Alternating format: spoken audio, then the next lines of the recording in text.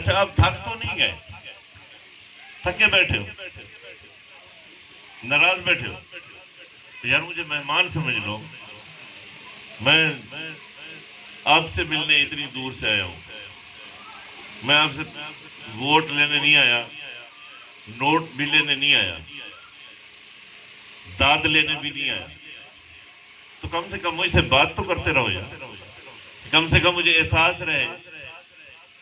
دیوار سے تو بندہ باتیں نہیں کر سکتا، آپ سے یہ دل کی چند باتیں جو کر رہا ہوں، شاید آپ کو کچھ ان میں اچھی بھی نہ لگی ہوں، میں معافی چاہتا ہوں، میرا مقصد آپ کا دل دکھانا نہیں تھا، اللہ کی قسم آپ کا دل دکھانا مقصد نہیں تھا، نہ ہی یہ مقصد تھا کہ میں کوئی پارسا ہوں، میں بڑا کوئی نیک آدمی اور بڑا کوئی بزرگ ہوں، اللہ کی قسم یہ بھی مقصد نہیں تھا، بس میرا درد دل تھا جو بتانا تھا، جو ادھر سے نکلا ہے زبان پہ آیا۔ نعرہ تکبیر، نعرہ رسالت، نعرہ حیدری، نعرہ سلطانیہ، صاحبزادہ حضرت محمد مجید سلطان۔ صرف 5 سے 7 منٹ مجھے دے دیں، بلکہ 5 منٹ میں پورا ہو جائے گا، اس کے بعد آپ کو کھانا مل جائے گا، آپ بھی بھوکے بیٹھے ہوں گے۔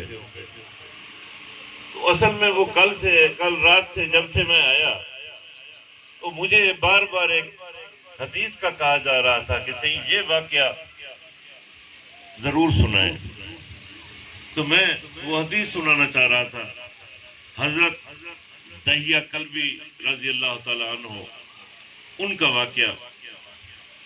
یہ صحابہ میں سب سے خوبصورت نوجوان تھے، حضرت دہیہ کلبی، اور کلب قبیلے کے سردار تھے۔ یہ ایک دن میرے آقا کریم گلی سے گزر رہے ہیں، یہ اپنے گھر کے سامنے کھڑا تھا، صحابہ سے پوچھا یہ کون ہے؟ انہوں نے بتایا کہ یا رسول اللہ یہ دہیہ کلبی ہے۔ سرکار فرماتے ہیں میں نے اپنی زندگی میں اتنا خوبصورت جوان نہیں دیکھا۔ بس ادھر سے جیسے ہی واپس آئے، حضور اپنے حجرہ شریف میں تشریف لے گئے اور ادھر ایک ہی دعا مانگتے رہے کہ بار الہ اتنا خوبصورت چہرہ بھی تو جہنم میں جلائے گا، اس پہ رحم کر دے، اس کو ایمان کی دولت دے دے، اس پہ رحم کر۔ جیسے صبح ہوئی یہ دروازے پہ کھڑا تھا، یا رسول اللہ مجھے کلمہ پڑھائیں۔ دعا کا اثر ہو چکا تھا، آقا کی دعا سے اللہ پہ پہنچ چکی تھی، منظوری ہو چکی تھی۔ صبح صبح یہ دروازے پہ کھڑا ہے، مجھے کلمہ پڑھا دیں۔ حضور نے کلمہ پڑھایا تو آگے ہاتھ باندھ کر کہتا ہے کہ مولا آپ نے کلمہ تو پڑھا دیا، میں مسلمان بھی ہو گیا، مگر مجھے لگتا ہے میرا اللہ مجھے معاف نہیں کرے گا۔ کون سا ایسا گناہ کیا ہے تو نے؟ تو یہ کہتا ہے کہ یا رسول اللہ میں اپنے قبیلے کا سردار ہوں، میں نے اپنے قبیلے کی 70 لڑکیوں کو زندہ درگور کیا ہے، 70 لڑکیوں کو زندہ درگور کیا ہے، قبروں میں دفن کر دیا ہے، دیواروں کے نیچے دے دیا ہے، میرا یہ گناہ کیسے معاف ہوگا؟ ابھی یہ باتیں ہو رہی تھی کہ جبریل آ گئے کہ میرے حبیبی سے خوشخبری دے دیں کہ جہالت میں ہوئے گناہ وہ سب ختم، آگے نہ کرنا، پیچھے والے میں نے بخش دیے۔ جب یہ خوشخبری سنی تو یہ دھاڑے مار کے رونے لگا۔ حضور پوچھتے ہیں کہ دہیا اب کیوں روتے ہو؟ یہ کہتا ہے کہ یا رسول اللہ میرا ایک گناہ اس سے بھی بڑا ہے، اس سے بھی بڑا گناہ ہے، وہ تو ہو ہی نہیں سکتا مجھے اللہ معاف کر دے، وہ کون سا گناہ ہے؟ تو یہ کہتا ہے کہ یا رسول اللہ میں سفر پہ جا رہا تھا، میری بیوی حاملہ تھی، میں یہ وصیت کر کے گیا، بیوی کو میں نے کہا کہ اگر بیٹی پیدا ہو تو اسے زندہ درگور کر دینا، اگر بیٹا ہو تو اسے زندہ رہنے دینا۔ میں سفر پہ چلا گیا، میں 6 سال کے بعد واپس آیا، میں جیسے واپس آیا میں نے دق الباب کیا اپنے گھر، ایک ننھی سی 5-6 سال کی بچی، اس نے دروازہ کھولا، میں نے پوچھا اس لڑکی سے کہ تم کون ہو؟ وہ لڑکی مجھے بتاتی ہے کہ میں اس گھر کا جو مالک ہے اس کی بیٹی ہوں۔ دیا قلبی کہتے ہیں کہ میں نے اسے کہا کہ مالک تو میں ہوں۔ جیسے میں نے کہا مالک میں ہوں، وہ بچی میرے دامن سے لپٹ گئی اور بابا بابا کہہ کے مجھ سے لپٹ گئی کہ بابا آپ کدھر رہے، کہاں گئے تھے اتنا عرصہ؟ تو میں تو آپ کا راستہ دیکھ رہی تھی، روزانہ آپ کی راہ دیکھتی تھی، روزانہ اپنی ماں سے پوچھتی کہ میرا بابا کب آئے گا، شکر ہے آج آپ آ گئے ہیں۔ تو اب مجھے آپ کھلونے لے دینا، مجھے گڑیا لے دینا۔ اب یہ کہتے ہوئے میں غصے سے اندر چلا گیا، بیوی کے سامنے گیا، بیوی سے پوچھا یہ کون ہے؟ بیوی نے ڈر کے مارے نہ بتایا اور رونے لگی۔ تو میں نے کہا روتی کیوں ہو، بتاؤ یہ کون ہے؟ اس نے ہاتھ جوڑ دیے کہ دیا مجھ پہ ناراض نہ ہونا، یہ بچی خوبصورت ہی اتنی تھی، میرا دل نہیں کرتا تھا اس کو زندہ درگور کرنے کا، یہ تیری ہی بیٹی ہے۔ تو میں نے اسے کہا کہ میرے قبیلے والے مجھے کیا کہیں گے کہ ہماری بچیوں کی باری تھی تو انہیں دفن کر دیا، جب اپنی بیٹی کا نمبر آیا تو اب اس کو پیاری لگ گئی، میں تو کہیں منہ دکھانے کے قابل نہیں رہوں گا۔ اس نے سامان رکھا اور بچی کو کہا میرے ساتھ چلو، انگلی پکڑ لی، ایک کسی بھی اٹھا لی اور بچی انگلی پکڑ کے جا رہی ہے ساتھ۔ جنگل آ گیا، سخت گرمی تھی، جنگل میں پہنچے، وہ بچی ایک سوال کرتی ہے کہ بابا آپ مجھے میری نانی کے گھر لے جا رہے ہیں؟ یہ خاموش رہے۔ مجھے کھلونے دینے جا رہے ہیں؟ یہ پھر خاموش رہے۔ مجھے کپڑے لے کے دینے ہیں؟ یہ پھر خاموش رہے۔ جنگل میں پہنچے، جیسے ہی جنگل میں پہنچے ادھر سے گڑھا کھودنا اس نے شروع کیا، بچی دیکھ رہی ہے، اس کو پسینہ، اتنا اس کا پسینہ بہ رہا تھا۔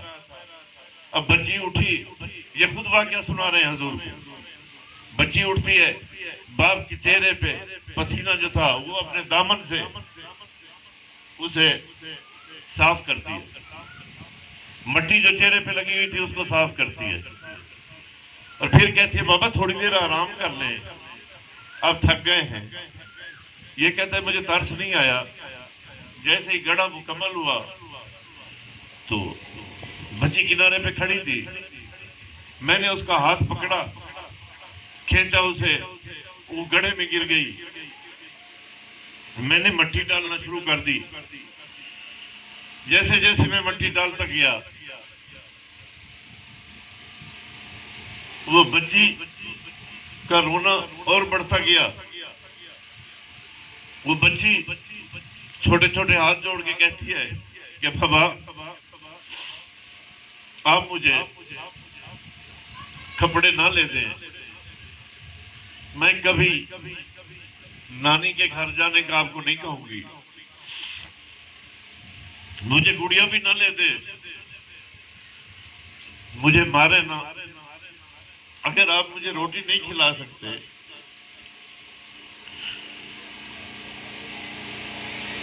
تو میں بھیک مانگ لوں گی۔ کہ یہ کہتا ہے مجھے ترس نہیں آیا، تو میں مٹی ڈالتا رہا۔ اب جیسے یہ واقعہ سنا رہے ہیں ادھر سے حضور کے آنسو نہیں رک رہے،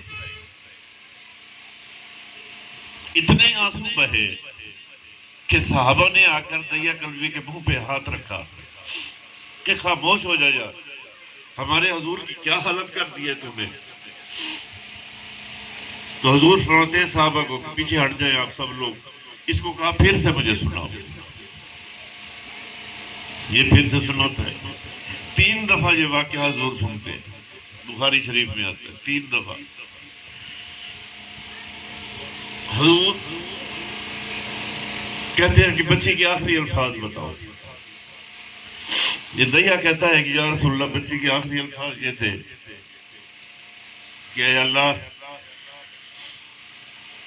میرا باپ تو مجھے دفن کر رہا ہے، سنا ہے تیرا آخری رسول آنے والا ہے،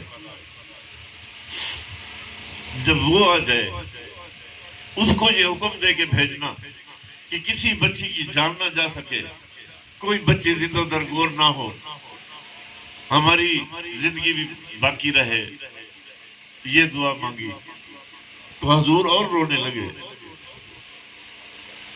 اور دیکھیں میرے بھائیوں، کبھی پریشان نہ ہوا کرو، اگر کسی کو بیٹیاں اللہ دیتا ہے تو بیٹیاں اللہ کی رحمت ہے۔ البنات رحمت، یہ میرے آقا کریم فرماتے ہیں کہ بیٹیاں رحمت ہے۔ البنات ریحانت الجنہ، یہ جنت کا پھول ہے یہ بیٹیاں۔ تو بیٹوں کو تو ویسے بھی ترکے کی ہوتی ہے کہ ترکہ ملے گا، باپ مرے گا تو کب مرے گا، جان ہی نہیں چھوڑتا، سانپ بن کے بیٹھا ہوا ہے۔ آپ کیا سمجھ رہے ہیں؟ آپ کے پیچھے بڑی دعائیں کر رہے ہیں آپ کے بیٹے۔ جب بھی میں نے تو یہی سنا ہے، کسی بیٹے نے باپ کو مارا ہے، بیٹے نے نافرمانی کی ہے، کبھی بیٹی کا نہیں سنا۔ کسی بیٹی نے بھی باپ کی نافرمانی کی ہے، ماں کی ہے۔ تو میرے بھائیوں، ان کی قدر کرو۔ اور میرے آقا کریم فرماتے ہیں جو دو بیٹیوں کو ان کی پرورش کرے اچھی طرح، انہیں جوان کرے، جب وہ جوان ہو جائیں ان کی شادی کر دے، ان دو بیٹیوں کے بدلے میں محمد ضمانت دیتا ہوں کہ اس کو جنت ملے گی۔ ایک صحابی کہتا ہے یا رسول اللہ، وہ جتنا بڑا گناہگار بھی ہو، سرکار فرماتے ہیں جتنا بڑا گناہگار بھی ہو، بس شرک نہ کیا ہو، باقی جو بھی اس نے کیا ہے میں محمد ضمانت دیتا ہوں۔ تو میرے بھائیوں، آج سے اپنی بیٹیوں کی عزت کرنا ہمیشہ۔ تو اللہ تعالیٰ آپ سب کا حامی و ناصر ہو۔ ابھی آپ بھوکے بیٹھے ہیں اور مجھ پہ بھی سخت ناراض بیٹھے ہیں کہ یہی ہمیں کھانا نہیں کھانا دیتا۔ تو اب میرا خیال ہے لنگر بھی تیار ہے، تو وہ بھی اب تقسیم ہوگا۔ اللہ تعالیٰ آپ سب کا حامی و ناصر ہو۔ اور میری طرف سے اگر کوئی ایسی بات میں نے کہی ہو جس سے آپ کا دل دکھا ہو تو میرے بھائیوں، مجھے فی سبیل اللہ مہمان سمجھ کے مجھے معاف کر دینا۔ میں نے آپ کا دل شکنے کے لیے نہیں کہا، انسان ہو، منہ سے کوئی بات ایسی نکل جاتی ہے، تو مقصد آپ کی دل آزاری نہیں تھا، مقصد میں اپنی اصلاح چاہ رہا تھا کہ میری اصلاح ہو جائے۔ تو اللہ تعالیٰ آپ سب کا حامی و ناصر ہو، اللہ آپ کو خوش رکھے، اللہ آپ کو سلامت رکھے۔ وما علینا الا البلاغ المبین۔ سلام پڑھ لو۔